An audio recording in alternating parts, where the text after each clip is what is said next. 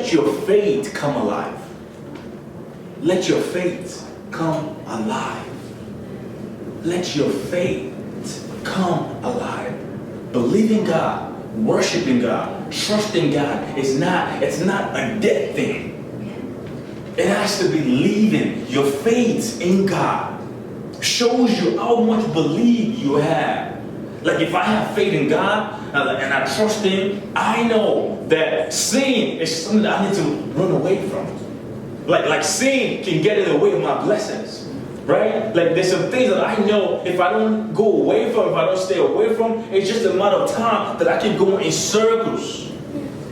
And how many of you know that before you know, man, I'm 20 years old. Oh my goodness, I'm 30 years old. Brother, right? Like, oh my goodness, I'm 40 years old. Oh shoot.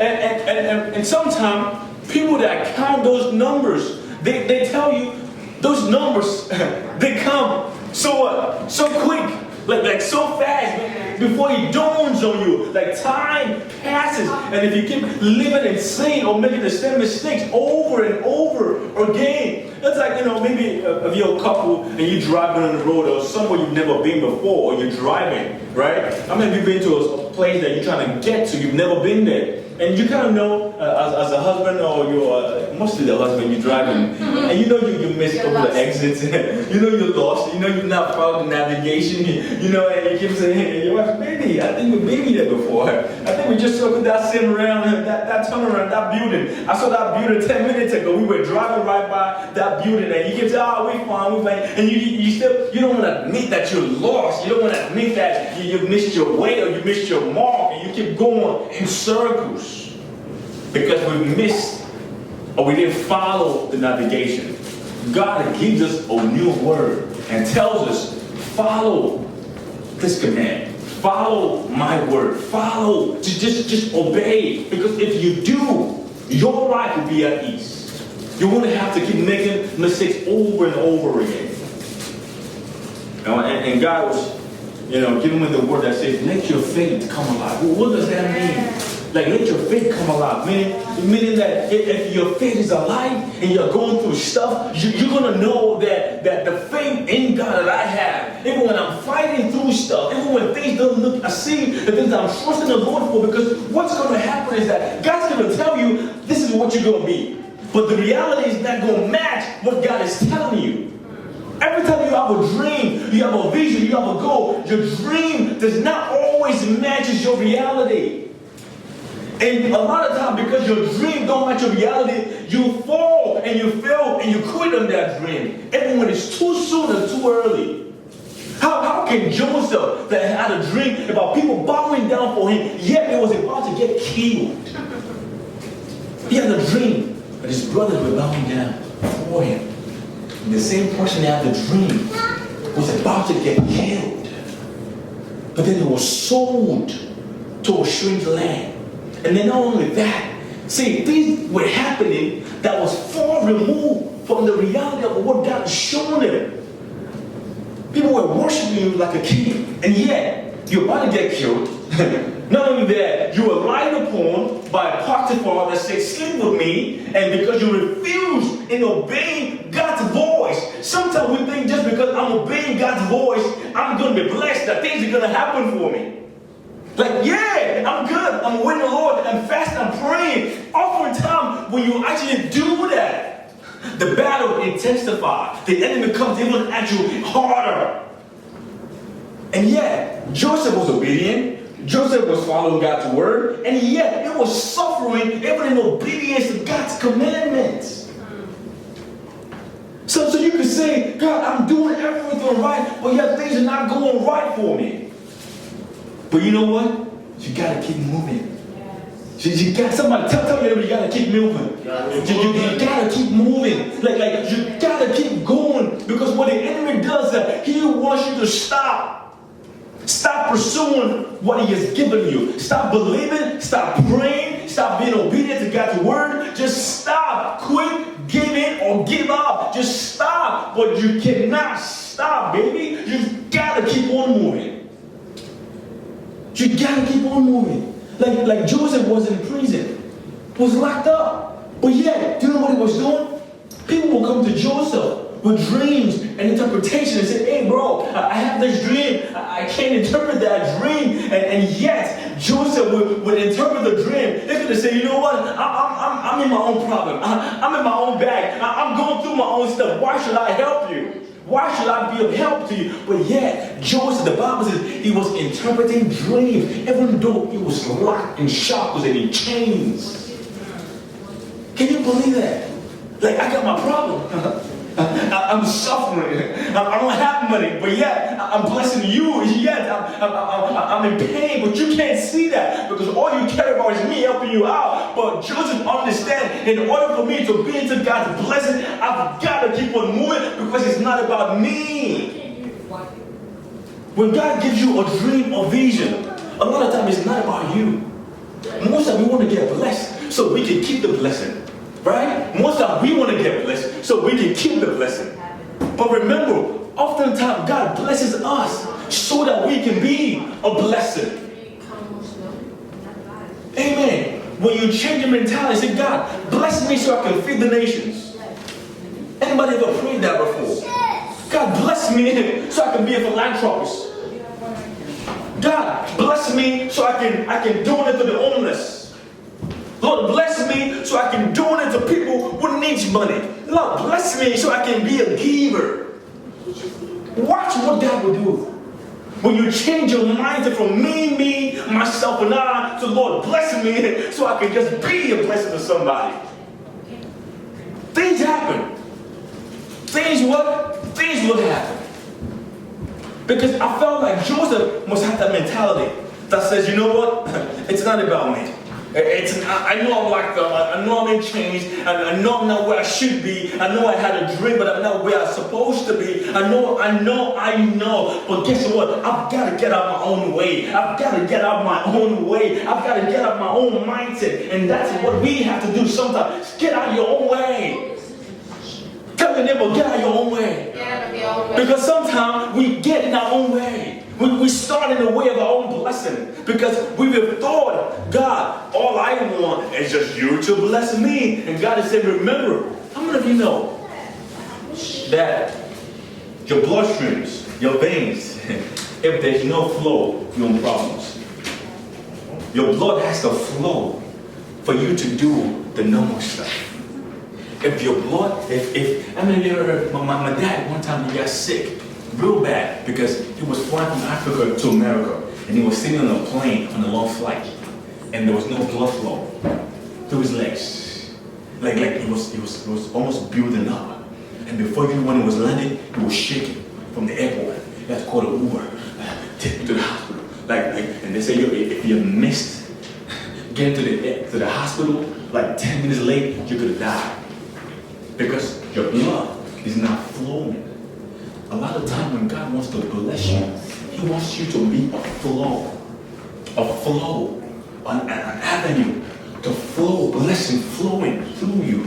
But most time when God blesses us, guess what we want to do? We want to hold it. We want to what? We want to hold. And God said, let it go. Let it go. Let it go. Let it go. Because when you let it go, it comes right back to you in a circle. I have seen God done it. I have given, and before I knew, it's coming right back to me in a circle. I have been a blessing to somebody, and before you know, from one way or the other, I'm getting blessed right in return. I have seen somebody bless me, and not knowing that I was even going to be a blessing, even through that person, without not planning, and because through me, they blessed me, and all of a sudden God is opening doors for them. Flow. Praise the Lord. And that has to do with faith. Guess what? Another story in the Bible that shook me. Abraham, one son. You waited your whole life to have a baby with your wife at 90-something years old. And after you had the baby, God said, baby, give me back your son. Are you following me? Waited your whole life to have a baby with your lovely wife. Trust in the Lord. Yet at 90, God made you the exception. And He blessed you when everybody thought all hope was gone. 90. Now you had a son. And God told him, Abraham, give me back that son. Give me back that son. Remember the title of my word this morning is what? Let your faith come alive. Because as you go through the year, you're going to go through some battles. Some stuff is going to hit you in the stomach. Like, oh, shoot, God, that hurts. Some stuff is going to hit you in the stomach. And you're going to say, God, that hurts. But if your faith is not alive, you will fall and probably stay down there. Did you hear me? You could fall and just stay down. But when your faith is alive, you will understand that all things work together for my good, for the good of them that loves God and those who are called according to His purpose. All things work together for my good. Abraham, give me your son. Give me your son. And yet, Abraham got that. Took the knife. Said, God, you told me to kill my son. God, you gave my boy. You gave it to me. I know if you gave it to me, you can give me another one right back. You can give it back. God gave you the house. They can give you another one. God gave you a business. It can double that. He told you to quit the job. It can do much more. Like God gave you that. If God can do that, He can do more than He has done before. He can do it again and over again. But sometimes we forget how God has always been. And we get caught up in the moment. Abraham, give me your son. Abraham took the knife. God. All right, God. I'm going to follow your word. I'm going to kill my son. Okay. Abraham. God, you told me to kill my son. And Lord, this is hard. This is hard. But Sarah waited 90 something years before she had a baby. He did not say that. He did not give excuses of why he would not obey. That's faith being alive. He did not see why shouldn't I do that? Like God gave it to me. Everything we have, who gave it to us? Everything we have. Ask a doctor today, can you make a feat? Can you come up with one? They'll tell you it's almost impossible. Your fingerprints, like nobody has your fingerprints. Even your eyes, your eyeball, nobody has that. Your ear, your DNA, nobody has that. God has a way of making sure when He created you, you were so unique. You're uniquely unique from everybody else. There's nobody that has what you have. So Abraham understood that. The God, you are the Alpha and the Omega. You are the all in all. You are the omnipotent God. You are greater than all of my fears, all of my doubts, all of my failures. So why would I trust you, Lord? Why not? Took the knife. Ready to kill his son. Ready. While he was literally about to murder. How do you tell your wife? Like God told me. Kill the only son. You waited 90 years for a miracle. Not too many miracles, one miracle. 90 years. And God told you, your wife, Miss Sharon, go kill your son. And yet, you obeyed because you heard the voice of God. First, your wife was actually, are you crazy? Are you mad? Are you crazy? You heard God say what? It didn't even, there was no account where he had a conversation with Sarah. There was no account in the Bible that said he was debating the things God said to his wife. I don't think he told her. Exactly. That's why. She won't let it. That's why. Sorry. No, you're good. That's why. When God gives you a vision, a goal, you can't share with everybody. You can't because it will sound ridiculous. Your vision will sound like, are you sure? Your bank account does not dictate what God wants to do in your life. Your credit score doesn't detect what God wants to do or determine what God wants to do in your life. You are the exception. Always remember that. I am not like everybody else because everybody went through that. Doesn't mean I'm going to go through that. I am the exception. And Abraham took while he was about to cut. God said, Abraham, wait! I've made the provision. Not only that, you have just passed the test. That was a test. How many of you know maybe what you're going through right now is a test of your faith? Maybe what you are going through, maybe the little setback was God setting you up and bringing you right back. How many of you know that maybe you are just an arrow in the hands of the Almighty God? Maybe God is pulling you back to gather strength so that when He releases you, no power, no demon would be able to stop you because you are so loaded with the power of the Almighty God. Maybe God is making you wait to empower you the more. How do you pull an arrow? How? You pull an arrow back to do what? To gather strength. I remember growing up in Africa, we had goats and sheep and all kinds of animals that had to fight each other. And what they do, they go back, and they keep going back. And you ask yourself, why are they going back? They're going back so that when they run, they got speed, they got momentum, they got energy. And when they run, they are coming right back with energy and force. Yes. Maybe God is preparing you and holding you back to say, son, my daughter, prepare, wait on me, love me, worship me, wait on me. I am preparing you because your delay does not mean denial. Hallelujah. Amen. Did you hear that? Your delay does not mean it's a denial.